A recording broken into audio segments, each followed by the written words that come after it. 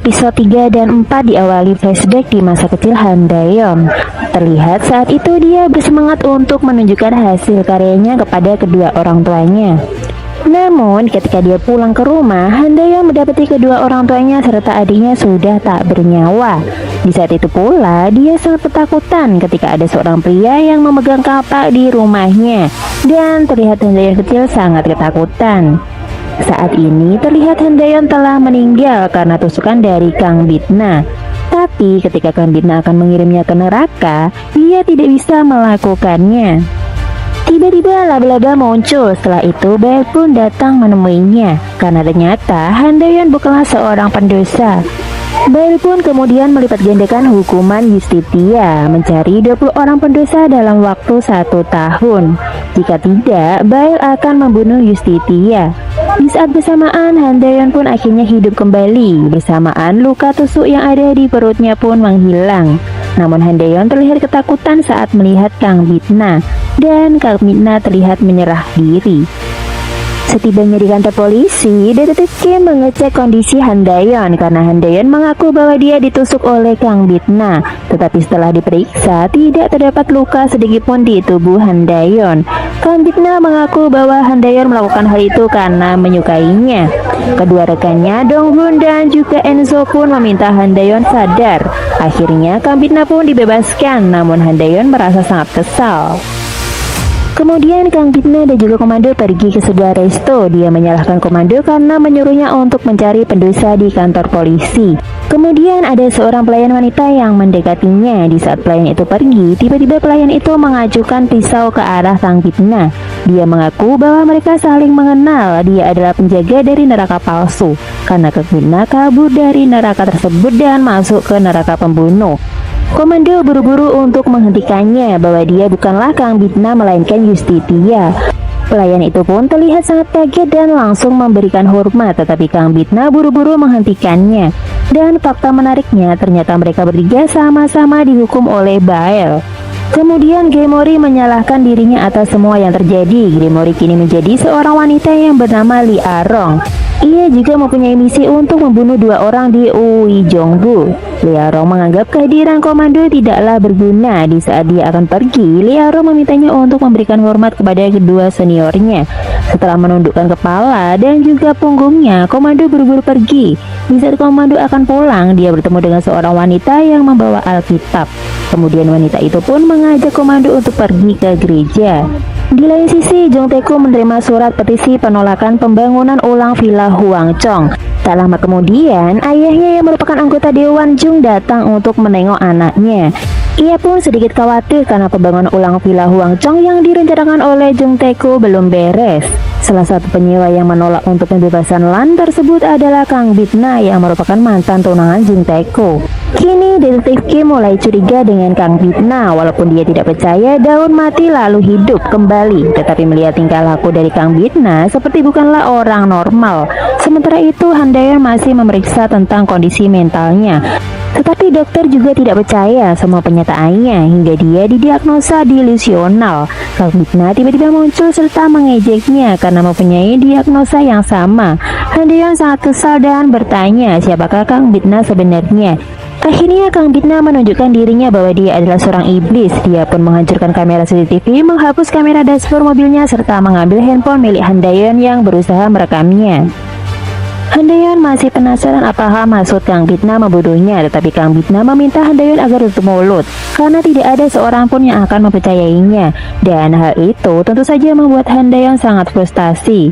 Malam harinya dia berusaha mencari identitas dari Kang Bitna. Selain itu, dia juga mencari tahu tentang iblis.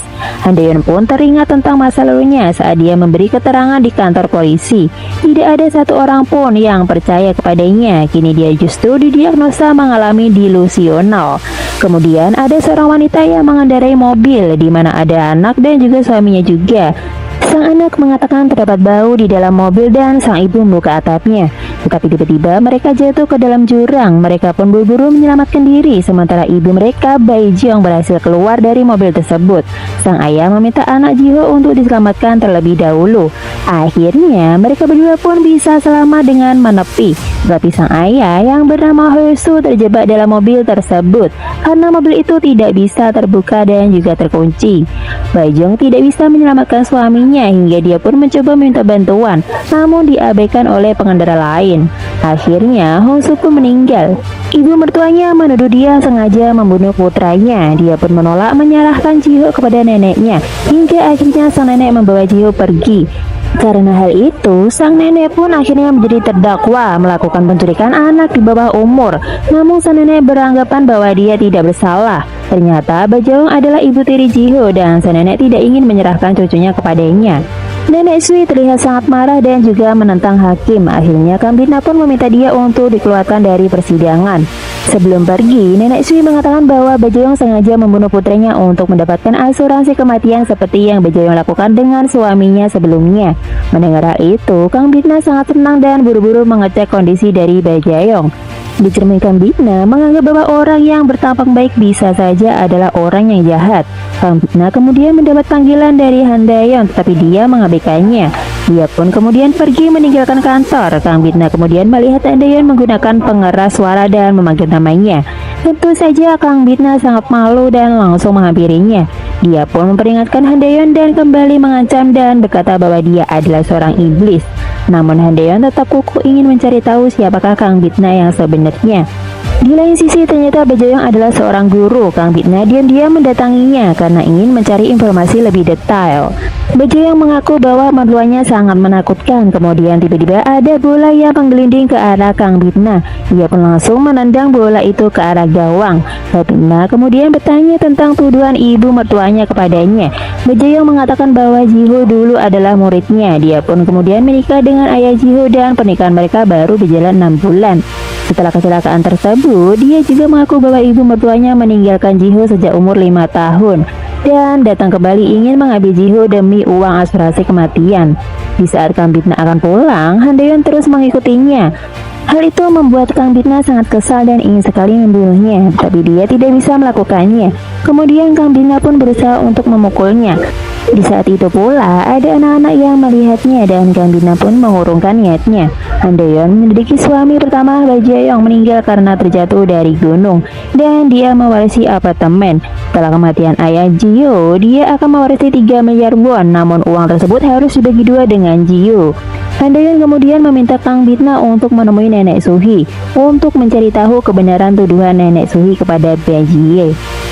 Tetapi dengan tegas Kang Bitna menolak. Namun setelah di dalam rumah, Kang Bitna kembali memikirkan hal tersebut. Terlihat komando sibuk membersihkan sampah. Kemudian mereka berdua membahas isi Alkitab. Dia pun curiga bahwa komando sedang belajar Alkitab. Kang Bitna berencana untuk pergi lebih pagi agar Han Daeyeon tidak mengikutinya. Tetapi ternyata Han Daeyeon sudah datang dengan membawa mobilnya. Tentu saja Kang Bitna sangat kesal. Han Daeyeon kemudian mengatakan bahwa mereka bisa pergi bersama karena dia bisa menjadi sopir Kang Bitna. Kang Bitna kemudian langsung mengambil pulpen perekam yang ada di saku Han Daeyeon dan menghancurkannya. Mereka berdua akhirnya pergi bersama untuk menemui Nenek Suhi. Di dalam perjalanan Kang Bitna heran kenapa Han Daeyeon tidak takut kepadanya, walaupun dia sudah mengatakan bahwa dia adalah iblis. Untuk membuktikannya, Kang Bitna kembali menghancurkan kamera dashboard di mobil itu. Han Daeyeon pun ketakutan dan berusaha untuk mempercayainya. Mereka berdua akhirnya sampai di rumah Nenek Suhi. Kang Bitna masuk dan bertanya di manakah Jiho untuk memastikan keberadaannya. Mendengar hal tersebut, Nenek Suhi sangat marah dan menyuruh semua pelanggannya pergi. Bitna kesal karena nenek berjalan sangat lambat. Akhirnya Nenek Suhi pun melempar kunci rumahnya dan Kang Bitna menyuruh Han Daeyeon untuk mengambil kunci tersebut. Sesampainya di sana, ketika Han Daeyeon membuka gembok kunci rumah tersebut, dia mendengar suara lonceng. Han Daeyeon teringat masa lalunya ketika dia pulang sekolah dan mendapati orang tuanya meninggal. Akhirnya Kang Bitna masuk ke dalam rumah tersebut dan membuka lemari yang ternyata tidak ada apapun. Saat Nenek Suhi masuk dengan marah, tiba-tiba mereka mendengar suara anak kecil. Lalu Kang Bitna kembali membuka lemari tersebut dan ternyata nenek meminta Jiho untuk bersembunyi. Kang Bitna kemudian bertanya tentang kebenaran yang Nenek Suhi lontarkan kepada Bang Joyong. Jika benar, dia akan mengadilinya. Saat kematian putranya, dia melihat orang itu bersama dengan laki-laki lain, dan saat dia berkunjung ke rumahnya, Jiho ditelantarkan. Dia hanya dibekali uang 5.000 won. Saat itu pula, nenek membawa Jiho pergi ke rumahnya. Namun hal itu tidak bisa dijadikan bukti. Kang Bitna kesal dan ingin segera pergi. Han Daeyeon menunjukkan kalung salibnya dan menyuruh Kang Bitna untuk pergi bersama Jiho. Mereka berdua pun akhirnya pergi bersama. Jiho mengatakan bahwa neneknya adalah orang yang baik. Lalu dia bertanya bahwa ada bukti apa yang terjadi dengan ibu tirinya. Kang Bitna bisa menghukumnya. Jiho menunjukkan gambar-gambar, tetapi Kang Bitna mengatakan bahwa gambarnya sangat jelek. Tiba-tiba Kang Bitna melihat gambar Jiho sedang ditutup bantal oleh ibu tirinya. Dan kini Kang Bitna menemukan titik temu dari masalah itu. Nenek Sui mengaku bahwa dia tidak peduli dengan uang asuransi kematian putranya, tetapi dia hanya ingin cucunya aman. Kang Bitna kemudian meminta Jiho untuk mempraktekkan yang dilakukan oleh ibu tirinya kepadanya. Kang Bitna juga meminta Jiho untuk menceritakan kejadian yang sebenarnya saat kecelakaan itu terjadi.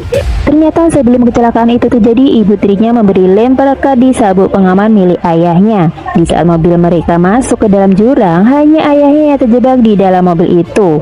Bajayong juga sengaja mengunci mobil itu sehingga ayah Jiho terjebak di dalamnya. Bajayong kemudian mengancam Jiho untuk tidak menceritakan kejadian itu kepada siapapun. Dia pun kemudian menangis setelah mengingat kejadian tersebut. Han Daeyeon mengatakan bahwa sulit mendapatkan kesaksian dari anak kecil jika anak itu mengubah pernyataannya setiap kali diinterogasi. Siapa yang akan mempercayainya? Namun Kang Bitna percaya walaupun anak kecil susah diatur, tetapi mereka tidak licik. Bahkan jika anak kecil itu Han Daeyeon pun dia akan mempercayainya. Hal itu mengingatkan Han Daeyeon dengan masa lalunya dan itu membuat dia sangat sedih. Kang Bitna memutuskan untuk menangguhkan hukuman kepada nenek Suhi, tetapi Jiho masih dalam perlindungan dan juga pengawasan. Saat polisi akan mengejar Jiho, ternyata nenek menghalanginya. Malam harinya ternyata Bajayong mempunyai rencana lain dan tiba-tiba nenek Suhi tidak sadarkan diri. Bajayong membawa Jiho pergi dan di saat itu pula Kang Bitna juga sudah bersiap. Ternyata dia berencana untuk membunuh Jiho dengan menenggelamkan di bak mandi. Kang Bitna pun mengecek kondisi mereka berdua. Di saat bersamaan, Han Daeyeon berusaha untuk menyelamatkan Jiho, tetapi nampaknya Bajayong sudah menenggelamkannya. Di saat Bajayong akan pergi, Kang Bitna menghentikannya. Dia pun mengeluarkan pedangnya dan bersiap untuk memberikan penghakiman kepada Bajayong.